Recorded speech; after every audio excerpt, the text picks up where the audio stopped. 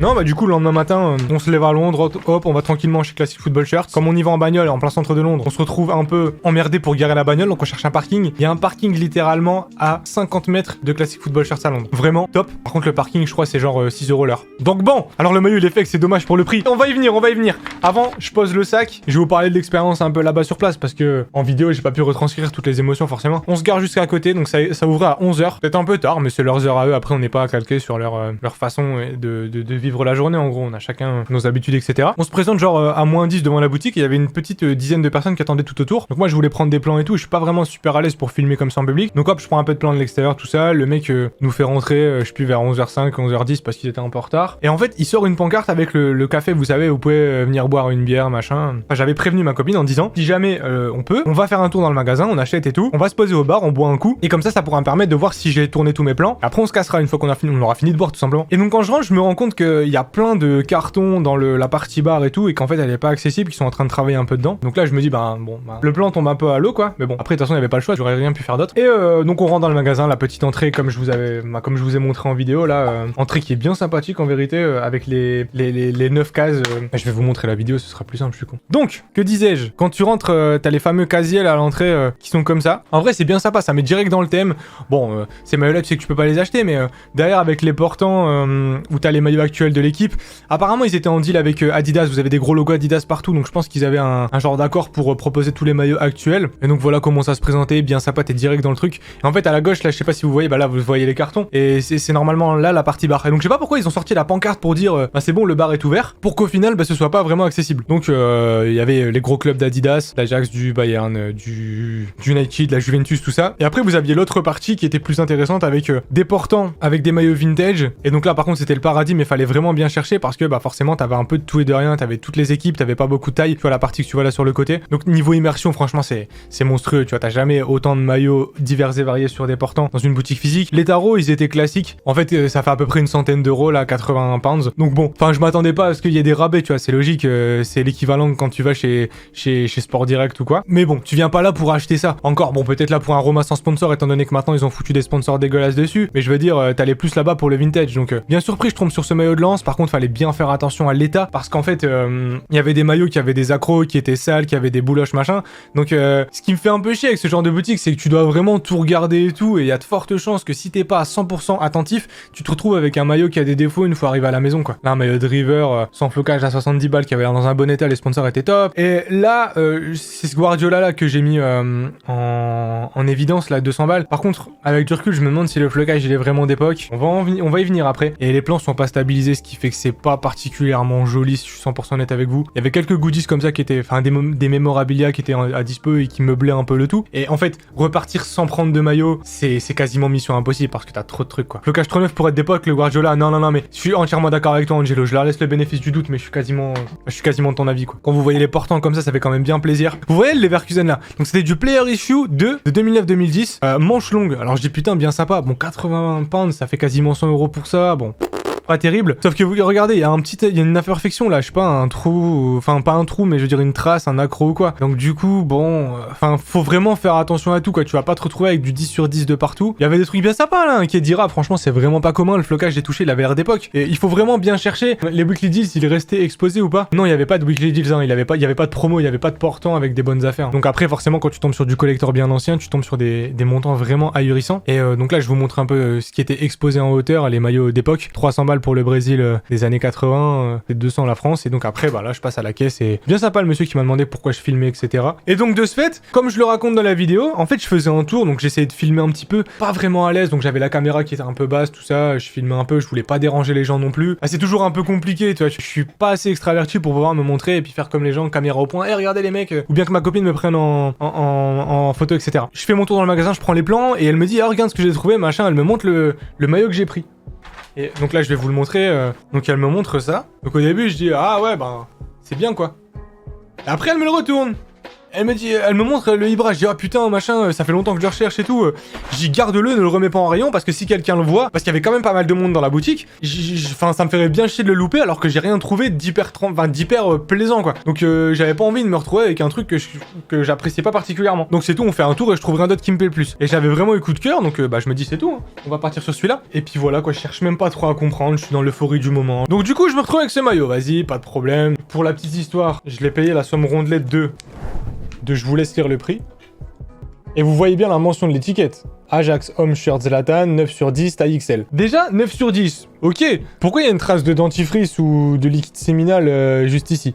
Encore une fois, les gars, le but, c'est pas de jeter la pierre. J'avais qu'à le voir et je suis pas content, j'avais qu'à pas le prendre. On est d'accord là-dessus. Maintenant, je relate un fait. Je me plains pas de m'être fait arnaquer. Je dis juste que, bon, pour un 9 sur 10, là, je vois une petite trace un peu grise ici. Bon, curieux. Pareil, en fait, donc au début, je n'en tiens pas compte. Hop, on sort de la boutique, je suis bien content, j'ai perdu 200 boules, et je fais le débrief à la bagnole. Et quand je le sors, je regarde un peu le maillot, parce que j'ai été vraiment con. Comme ça faisait pas mal de temps qu'on était dans la boutique, je voulais pas repasser autant de temps, y repasser une demi-heure, et infliger la demi-heure passée à ma copine. Et donc, je dis, vas-y, c'est bon, ça fait trop longtemps qu'on est là, j'ai déjà pris mes plans, on est en train de tourner et tout. Et je me suis dit, vas-y, c'est bon, on le prend, et puis ça ira, je regretterai pas de toute façon. Et en fait, le sponsor, vous verrez pas trop, mais il est un peu jauni. En fait, comme c'est plein de lettres comme ça gaufrées, par moment, en fait, à chaque coin, t'as des arêtes, et il y avait des petites arêtes un peu altérées, un peu sales, machin. Et quand je le retourne et que je monte le flocage, je me dis putain, mais il est bien blanc le flocage, non?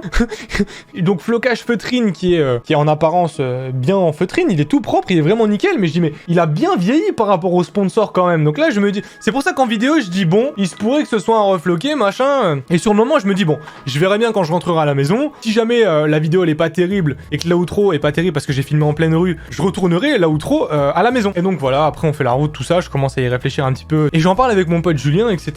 Et il me dit ouais alors t'as ramené quoi? Donc je lui explique, je lui dis bon j'ai un peu des doutes sur le flocage, mais là je suis un peu dans le déni, limite j'ai même pas envie de le savoir si je me suis fait entre guillemets arnaquer parce que c'est un peu encore trop frais quoi. Et après en y réfléchissant je me dis mais en fait c'est impossible. Déjà le trouver floqué Zlatan c'est de la chatte de ouf, et en plus de ça qu'il soit conservé de la sorte, enfin c'est du domaine du rêve, c'est même pas envisageable si t'es sérieux 5 minutes. Soit t'as les contacts pour pouvoir te trouver un mec qui va te le trouver sourcé, soit tu vas payer 500 balles. Mais après je leur laisse le bénéfice du doute, je me dis bon c'est une boutique à pignon sur rue, ils l'ont gradé correctement et tout, c'est pas possible. Et quand je suis rentré à la maison, que j'ai envoyé la photo à mon pote Julien, je me suis dit mais maintenant que t'as envoyé la photo, va voir vite fait sur Google. Quand vous tapez sur Google, vous pouvez assez vite vous rendre compte que c'est un 2001-2002. On va aller check ça. Un Zlatan à ce prix là c'est cadeau. Bon cadeau j'irai peut-être pas jusque là, mais est-ce que quelque chose vous interpelle si je vous montre ça? Est-ce qu'il y a quelque chose qui vous interpelle? Bon après ce maillot là ça te fera des souvenirs de ton voyage en Angleterre. Et quand tu vas dans ce genre de boutique, on regarde moins au prix. Bah ouais, c'est ça, mais bon, quand tu te dis, t'envoies un tel billet, ah puis bon, ils ont pignon sur rue, quoi. Et donc, effectivement, il manque le logo, les bordures, le logo. Après, c'est sûr que lui est officiel. Bah, tu peux pas trop en être certain, mais déjà, tu te dis, il y a un doute. Donc, du coup, tu cherches des photos dans tous les sens. Après, tu tombes sur cette photo-là. Bon, il a le Ibrahimovic, mais il y a que... En fait... Comme dit Mathieu, c'est la version Europe, donc il n'y a pas de logo, mais c'est flocage Ibrahimovic. Et en fait, le maillot, c'est pas du tout le même. Il y a les bandes Adidas sur le côté, là où celui-ci, il est plus ancien, donc il n'y a pas le motif de bande sur les manches. Donc là, je me dis, ah, peut-être que... Et puis en fait, en cherchant, enfin, je suis quasiment sûr et certain que c'est pas possible, en fait. Je suis quasiment certain que c'est une vieille repro qui a été posée. Alors après, on s'est dit, si ça se trouve, il a été refloqué avec des matériaux d'époque. Si ça se trouve, c'est une bonne repro. Mais en fait, si je suis 100% honnête, je pense qu'on est sur une mauvaise repro qui a été un peu... posé après coup, et ça m'étonnerait bien fort qu'ils aient pas posé ça en connaissance de cause, parce que bon, tout le monde a ses failles, mais quand tu mets des maillots en vente dans une boutique comme ça, je pense pas que ce soit judicieux, mais des trucs qui sont possiblement pas 100% fidèles quoi. Il a changé de nom, mais je sais plus à quelle époque il en parle dans le reportage sur lui. Ouais exact, je crois que c'est... il a porté qu'une saison comme disait Victor. Du coup j'ai cherché plein de photos et en fait tu trouves quasiment rien de l'époque dans cette config là en fait. Soit tu trouves un collègue à lui, soit tu trouves pas le bon maillot, soit tu trouves des photos anciennes avec le flocage avec le blason de l'Ajax, et donc voilà quoi. Et vu le prix tu t'attends à ce que ce soit nickel, bah je suis exactement d'accord avec toi Livio en fait. C'est ça le problème, c'est le prix et le fait que t'ailles dans une boutique qui se revendique spécialiste et tu te retrouves avec un maillot à 200 balles qui a été refloqué avec un truc un peu copié quoi. Donc c'est de ma faute, je les remets pas en question, mais tu te mets au point de vue d'un collectionneur, même pas d'un fan de foot lambda qui a posé 200 balles sur son maillot, il va rentrer chez lui, il va poser le maillot dans son placard, un de ce jour il y a un mec qui s'y connaît un peu qui va lui dire mais le flocage c'est une daube et tout. Alors c'est ce que j'ai dit parce que j'en ai parlé avec mon pote Julien qui a l'habitude de voir des maillots refloqués etc. Et il me dit bon au pire c'est pas très grave, ça fera partie de l'histoire et tout, ce que je dis assez souvent, que ce soit soit pour me rassurer, mais ce que je pense également. Et ce qui est un peu bizarre aussi, c'est qu'apparemment, Julien me dit qu'à cette époque-là, il y avait déjà plus de flocage feutrine. Logiquement, ça devrait déjà être du flocage. Tu l'achètes à 40 balles sur Vinted, ça va, mais dans une boutique réputée, 200 €, c'est dur. T'as tout résumé, DB. Franchement, t'as tout résumé. Je sais pas si ça va te rassurer, mais on a tous des mecs comme ça. Bah ouais. Mais en fait, ce que je dis tout le temps, c'est que, en fait, avec du recul, si j'avais vu que c'était... si j'avais eu la lucidité de voir que c'était pas un floquet d'époque, je l'aurais certainement pas pris. Mais je trouve que c'est tellement pas grave au final. Enfin, franchement, c'est tellement peu grave. On s'en bat les couilles, c'est un maillot. Il va aller dans ma collection. C'est tout. En plus, c'est de ma faute. Si j'ai été plus perfectionniste, j'aurais regardé moi-même et puis c'est tout. J'accepte d'avoir merdé, c'est de ma faute. C'est pas la bonne année, Victor. Il y a les bandes sur le côté. Je crois que c'est 2000-2001, moi. Ah non? C'est quoi ce truc de ouf? Ah non, c'est 2001-2002. Bah comment c'est possible? Pourquoi moi j'ai pas les bandes sur le côté? Mais là c'est le flocage C1. Ah ouais mais j'avoue. Mais je comprends pas pourquoi il y a les bandes et pas sur le mien. Par contre je suis en train de douter sur les bandes là du coup. Parce que pourquoi par moment il y a des bandes, par moment il y a pas de bandes. Ouais. Donc il a été porté en config avec bandes et sans bandes. Peut-être les bandes c'est qu'en Europe, mais du coup je me dis pas qu'ils ont mis un flocage LDC sur un maillot pas config LDC. Bah il y a des chances hein. Eux ils ont vu un Zlatan. Mais en fait, encore une fois, hein, ces trucs là. Il y en a énormément qui doivent transiter par les sites comme CFS. C'est pour ça que quand on tirait sur VFA, je trouvais ça pas forcément... Si, c'était pas réglo, mais je veux dire c'était pas étonnant. Parce qu'ils ont tellement de débit et ils s'adressent tellement pas à 100% de collectionneurs que 99,9% de ce genre de petits problèmes, ça va pas s'entre les mains du filet, les mecs s'en rendent pas compte quoi. Ouais, comme vous dites, il y a certainement eu plusieurs configs... Franchement, le problème c'est que ça devient compliqué quoi au bout d'un moment. En fait, comme c'était à 20 ans, il y a très peu de photos et Zlatan n'était pas coté, il avait pas encore eu sa carrière, donc il y a pas 1050 photos, tu vois. Ce qui est logique. Tout ça pour vous dire que c'est de ma faute, je le prends absolument pour moi depuis le début, Enfin, à chaque fois que je m'en plains, je me plains juste de pas avoir été plus vigilant. Maintenant, je me dis c'est tout. Ça fera partie de l'histoire, on racontera ça à nos enfants.